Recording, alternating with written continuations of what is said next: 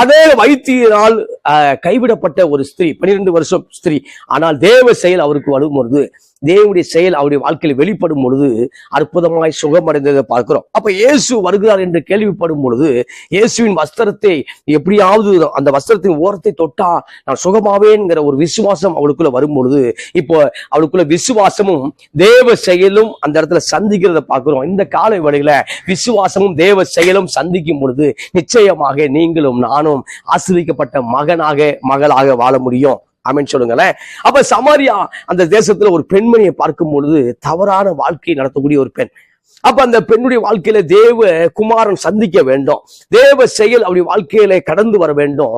எனவே அந்த நாள்ல ஸ்தோத்திரம், அந்த நாள்ல அந்த காரியத்துக்காக இயேசு சமாரியா தேசத்தின் வழியாக, யூதர்கள் சமாரியாவோடு சம்பந்தம் கலப்பதில்லை. யூதர்கள் சமாரியாவுடைய அந்த ரோட கூட கிராஸ் பண்ண மாட்டான்.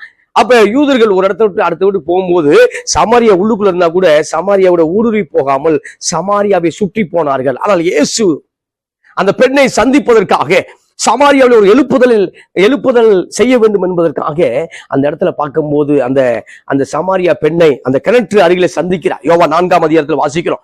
அப்ப கிணற்று பக்கம் சந்தித்து கொஞ்சம் தாகத்துக்கு தண்ணி கொடு சொல்லும் பொழுது, நீ யூதராய் இருக்க, நான் எப்படி உமக்கு தண்ணி கொடுக்க முடியும் சொல்லும் பொழுது, சமாரியா பெண்ணுடைய வாழ்க்கை வரலாறு